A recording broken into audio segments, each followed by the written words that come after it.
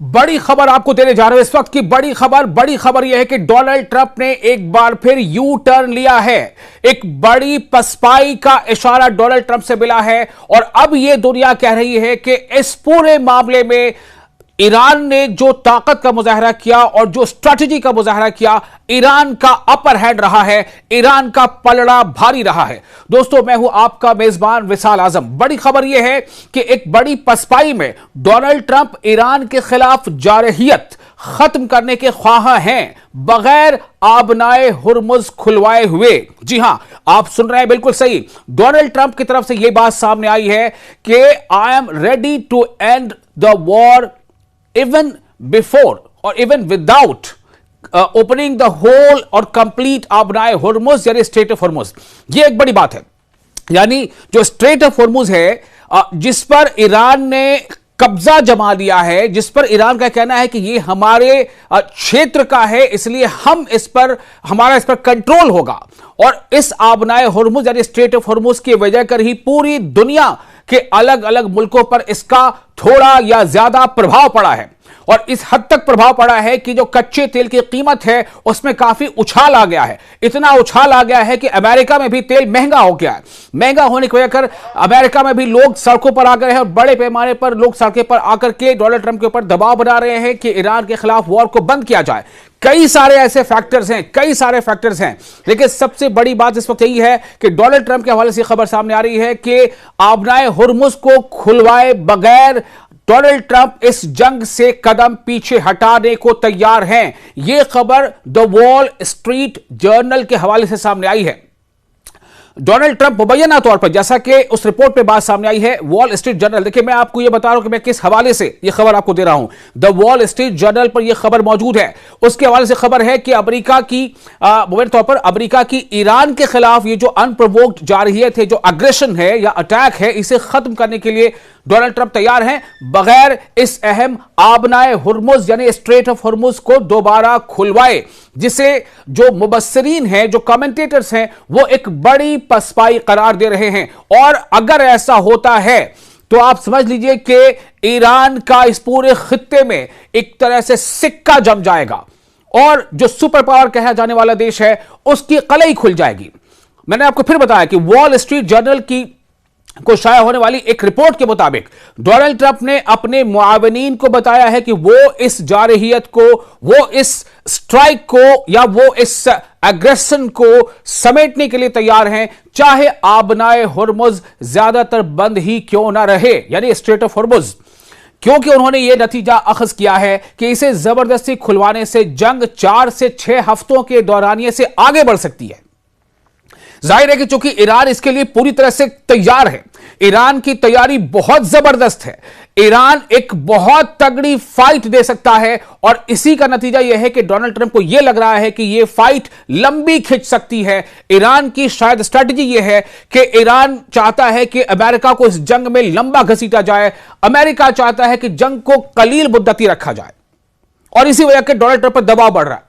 Report पर तबसरा करने वाले मुबस्सिरीन ने कहा है कि वॉशिंगटन की जानिब से इस तरह का इनखला ऐसा महसूस होगा जैसे व्हाइट हाउस अपने पहले मौक़िफ़ से पीछे हट रहा हो, खासतौर पर इसके बाद कि डोनाल्ड ट्रंप 12 धमकी दे चुके थे कि अगर इस आबी गुजरगाह को, इस वाटरवे को, इस स्ट्रेट ऑफ हुर्मुज को दोबारा न खोला गया तो नताइज भुगतने होंगे।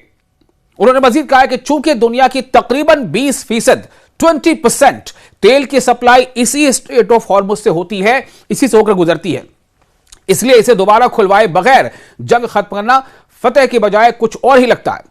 गुज़िश्ता माह के आखिर में जारहियत के आगाज के बाद से, यानी कि 28 फरवरी को जो अमेरिका और इस्राइल ने एक तरफा जंग थोप दी थी ईरान के ऊपर, और 28 फरवरी को जो हमले का आगाज कर दिया था, उसके बाद से ही तेहरान ने जवाबी इकदाम के तौर पर दुश्मन बहरी जहाजों और उन ममालिक के जहाजों के लिए आबनाए हुर्मुज को बंद कर दिया जो हमला आवरों की मदद कर रहे हैं।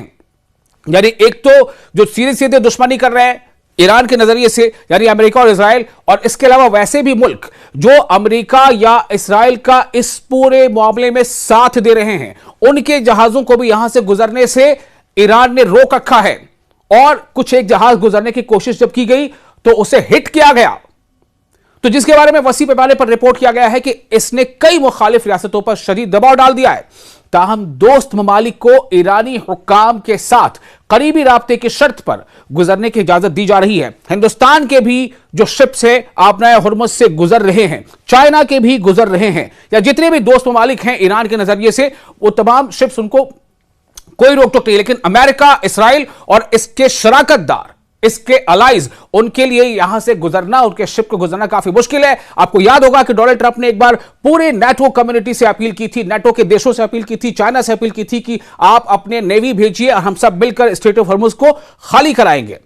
यानी वो ईरान के खिलाफ एक तरह से जंग में कहीं ना कहीं सबको शामिल होने की दावत दी थी, जिस पर तमाम मुल्कों ने टाटा बाय बाय कर दिया था। डोनाल्ड जी, ये आपकी जंग है, आप लड़े, हमारी ये जंग नहीं है। नेटो के तमाम देशों ने कह दिया, चाइना से तो आप ऐसे भी तवक्को नहीं कर सकते थे। एक ताजा जानकारी आपको दे दें, स्पेन ने तो मना कर ही रखा है, स्पेन ने तो किसी भी तरह से वो शामिल नहीं है। स्पेन ने अपना एयर स्पेस भी इस्तेमाल करने से मना किया है अमेरिका को, अपने एयर स्पेस को भी इस्तेमाल नहीं करने दिया स्पेन ने। और उसके बाद इटली ने यह कह दिया है कि वो अपने बेसिस को ईरान पर हमला करने के लिए अमेरिका इस्तेमाल करे, ऐसा नहीं होने देगा। इटली अमेरिका को अपने बेसिस ईरान पर हमले के लिए इस्तेमाल नहीं करने देगा, यह ताजा जानकारी है। तो ऐसी कई वजूहात हैं कि डोनाल्ड ट्रंप ने शायद अपने कदम पीछे हटाने का इशारा दे दिया है। वॉशिंगटन में ब्रुकिंस इंस्टीट्यूशन के नायब सदर सोजीन मलोन ने कहा, उनके हवाले से खबर आपको दे रहे हैं, उन्होंने भी अपना रिएक्शन दिया। उन्होंने कहा कि अपना ये जो स्ट्रेट है इसे खुले बगैर फौजी हमलों का खात्मा इंतहाई गैर जिम्मेदाराना होगा। उन्होंने कहा कि अमेरिका और इसराइल ने मिलकर जंग शुरू की थी और वो इसके नताइज से पीछे नहीं हट सकते।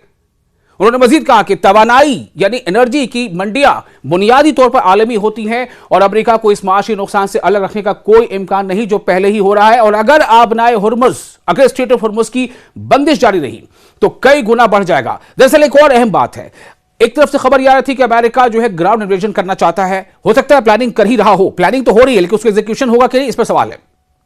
उसके जवाब में यमन के लोगों ने कहा और खासतौर से जो यमन के जो फाइटर ग्रुप है उसने साफ तौर से कह दिया कि अगर ग्राउंड इन्वेजन होता है तो हम ईरान के शाना बशाना इसमें शामिल होंगे इस लड़ाई में, और रेड सी पर भी हम पाबंदी आयद कर देंगे। यानी कि एक तरफ तो स्ट्रेट ऑफ हॉर्मुज़ पर पाबंदी है और अगर रेड सी पर भी ऐसा हो जाता है तो आप सोच लें 20% यहां से तेल की सप्लाई होती है और 10 से 12%, 15% रेड सी से होती है, तो दोनों पर सप्लाई अगर रुक जाएगी तो दुनिया का क्या हाल होगा। कई वजूहात हैं। मुतवक्का पसपाई ट्रंप के साबका सख्त बयानात के बिल्कुल बरक्स है। हाल ही में उन्होंने धमकी दी थी कि अगर आपने हुर्मुज़ को फौरन कारोबार के लिए खोला न गया तो वो ईरान के बिजली घरों और तेल की तंसीबात बशमूल जनूबी ईरान के खार्ग जजीरे को निशाना बनाएंगे। लेकिन जो अब खबर सामने है वो यही बता रही है। इससे पहले भी डोनाल्ड ट्रंप ने कई बार ऐसी बातें कही थी, उनके हवाले से खबर सामने आ रही थी कि डोनाल्ड ट्रंप दरअसल उनके ऊपर इतना दबाव बन गया है ट्रंप के ऊपर। आप ये सोचें कि अमेरिका की तारीख का ये एक बड़े बड़े मुजाहरों में से एक है जो अभी नो किंग्स को लेकर के मुजाहरे हो रहे हैं। और सैटरडे को जो मुजाहरा हुआ है पूरे अमेरिका के 50 स्टेट से मुजाहरे हुए हैं, तकरीबन 3,500 जगहों पर, मकामात पर 90 लाख से ज्यादा लोग सड़कों पर निकल आए और डोनाल्ड ट्रंप के खिलाफ नारेबाजी की, उनकी पॉलिसीज, उनकी नीतियों के खिलाफ नारेबाजी की और डोनाल्ड ट्रंप पर जबरदस्त दबाव बनाया। अमेरिका के लोगों की यह मांग है कि डोनाल्ड ट्रंप ईरान की जंग को भी जल्द से जल्द बंद करें। अब आप सोचिए, अमेरिका में भी अगर तेल के कच्चे दाम बढ़ रहे हैं, उससे इन्फ्लेशन बढ़ रहा है, तो उसका असर आम लोगों पर पड़ रहा है। अब लोग समझ रहे हैं कि दरअसल इसका असर क्या पड़ रहा है, किसके कहने पर क्या हो रहा है। क्या अमेरिका की ये खुद की अपनी जंग है या अमेरिका इसराइल के कन्विंस करने पर जंग लड़ रहा है? ऐसी कई बातें सामने हैं। फिलहाल ये बहुत बड़ी खबर है कि डोनाल्ड ट्रंप ने इशारा दिया है।